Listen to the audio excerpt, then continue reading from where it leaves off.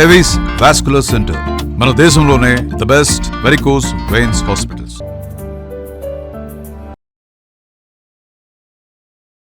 Suman TV ప్రేక్షకులకు నమస్కారం. ధనుసు రాశి వారికి ఆగస్టు 6 నుంచి 15వ తారీఖు వరకు ఎలా ఉండబోతుంది రాశి వివరణ, అలాగే పరిహారాలు, అలాగే సూర్యగ్రహణ ప్రభావం ధనుసు రాశి వారిపై ఉంటుందా, ఈ వివరణ అంతా కూడా తెలియజేయడానికి ప్రస్తుతం మనతో పాటు ఉన్నారు ప్రముఖ జ్యోతిష్యులు బ్రహ్మశ్రీ నందిబట్ల గురుగారు. వారితో మాట్లాడతాం. గురుగారు నమస్కారం. గురుగారు, వాగర్థవివ సంపృక్తౌ వాగర్థ ప్రతిపత్తయే జగతః పితరౌ వందే పార్వతీ పరమేశ్వరౌ.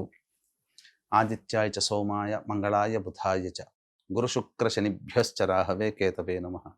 శృంగేరి జగద్గురు పీఠాధిపతులకి, కంచి పీఠాధిపతులకి నమస్కారములు తెలియజేసుకుంటూ కార్యక్రమాన్ని ప్రారంభిద్దాం. గురుగారు, మరి ధనుసు రాశి వారికి ఆగస్టు 6 నుంచి 15వ తారీఖు వరకు ఎలా ఉండబోతుంది గురుగారు? ధనుస్సు రాశిలో జన్మించినటువంటి వారికి ప్రధానంగా గమనించుకుంటేనమ్మా, ఉద్యోగస్తులు చెప్పాల్సి వస్తే జాగ్రత్తలు పాటించాలి. కొత్త ఉద్యోగం కోసం వెంపర్లాడకూడదు. ఇప్పుడు సమయం అనుకూలంగా లేదమ్మా. మరొక 2-3 నెలల వరకు అనుకూలంగా లేదు. కాబట్టి ఉన్న ఉద్యోగంలోనే ఎలాగోలాగో సర్దుబాటు చేసుకునే ప్రయత్నం చేయండి.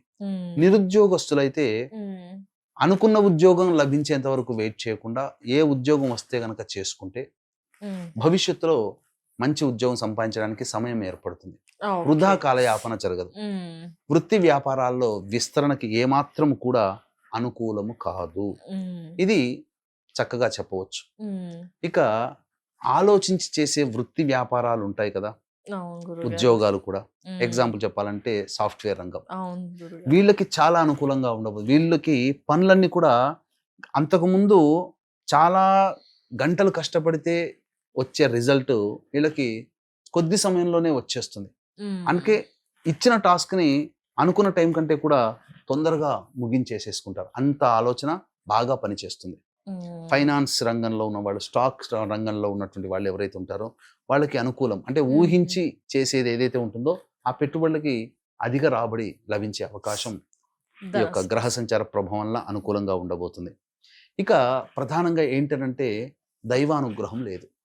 దైవానుగ్రహం కోసం ప్రయత్నం చేయాలి. ఇక్కడ ఉన్న సమస్యల్లా కూడా అతి ఆత్మవిశ్వాసముతో కొన్ని వాటిని అవకాశాలని చేజార్చుకుంటారు. ప్రేమ వ్యవహారం కావచ్చు, ఇంకేదైనా కానీ, కుటుంబ వ్యవహారం కావచ్చు, ఏదైనా కానీ ఆ సమయంలో నేను అలా చేసి ఉండకపోతే మంచిది కదా అని రిపెంట్ అవుతారు. కాబట్టి మంచి అవకాశాన్ని గుర్తించలేకపోతారు. కోపం ఎక్కువగా ఉంటుంది, దుందుడుకు స్వభావము, స్పీడ్ డెసిషన్స్ తీసుకుంటారు. కొంత ఇబ్బందికర పరిస్థితులు అనేటివి ఉంటాయి. ఎక్కువగా విదేశీయానం సంబంధించి చేయు ప్రయత్నాలు కొలికి వస్తాయి. విద్యార్థులు బాగా కష్టపడితే తప్ప ఫలితాలు రావు.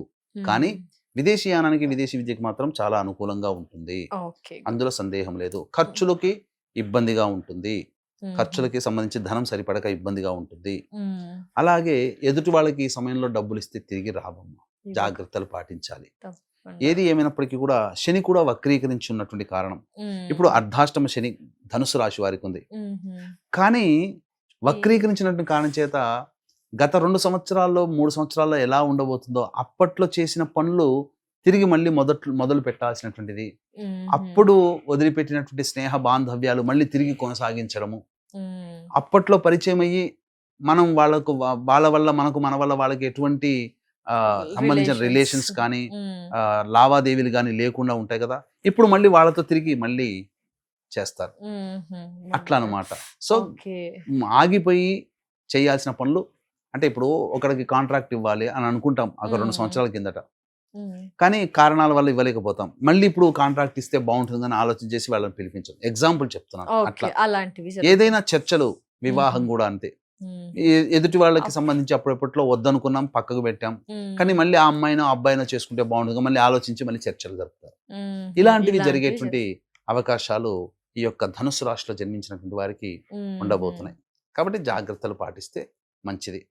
ఈ వివాహానికి సంబంధించి ప్రయత్నాలు బాగా కష్టపడితే తప్ప ఒక కొలిక్కి రానటువంటి పరిస్థితి. దైవ బలముతో వివాహ సంబంధాలు కుదుర్చుకోవాలి. అంటే దేవతారాధన చేయాలి. అంటే కొన్నిసార్లు మానవుడు ప్రయత్నం చేస్తే టకటక అయిపోతాయి. ఇక్కడ మానవ ప్రయత్నం కంటే దైవ అనుగ్రహం ఎక్కువగా ఈ యొక్క ధనుసు రాశి వారికి ఇక్కడ అవసరం. కాబట్టి దైవానుగ్రహంతో సంబంధ బాంధవ్యాలు నెరవేర్చుకోవచ్చు.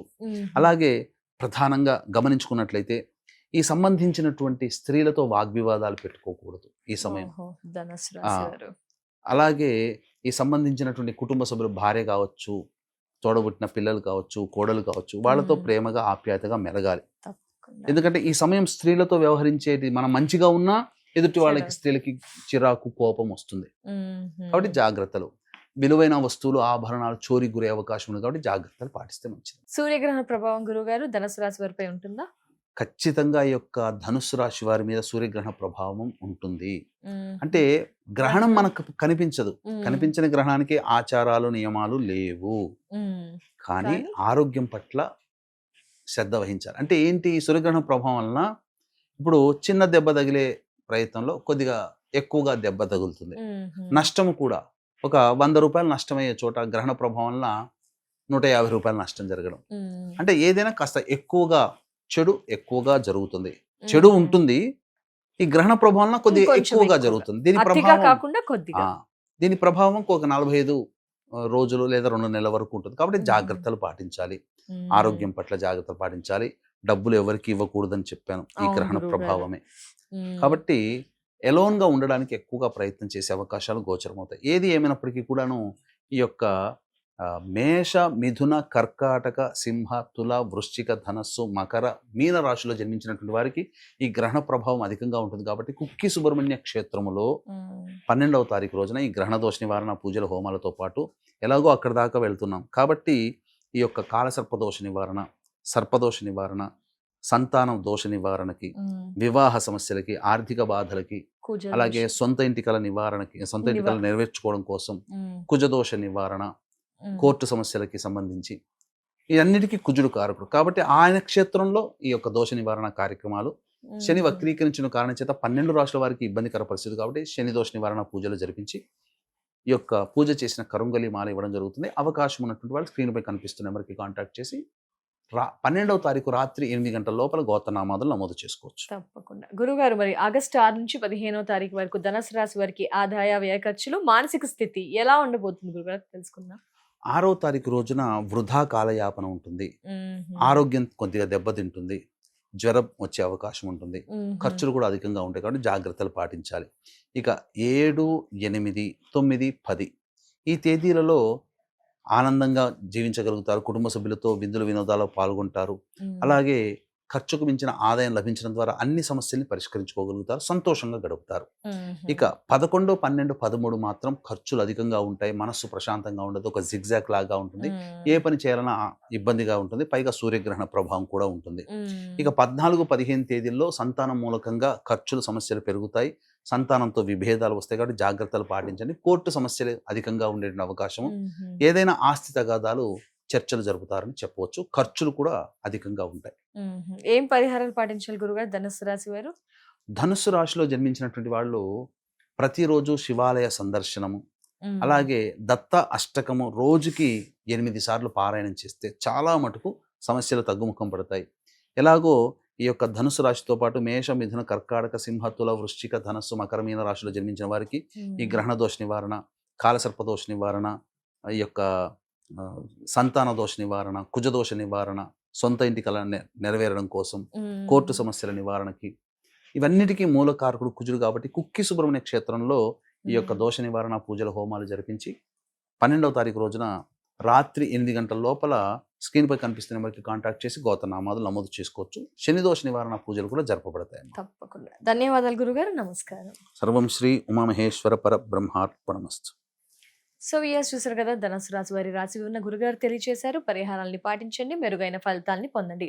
అలాగే గురువు గారి ఆధ్వర్యంలో సూర్యగ్రహణ సందర్భంగా కుక్కి సుబ్రహ్మణ్య క్షేత్రంలో ఆ క్రతువులో మీ గోత్రనామాదుల్ని నమోదు చేసుకోవాలనుకుంటే స్క్రీన్ పై నెంబర్ కనిపిస్తుందని మిగతా వివరాలను తెలుసుకోవచ్చు. నమస్కారం.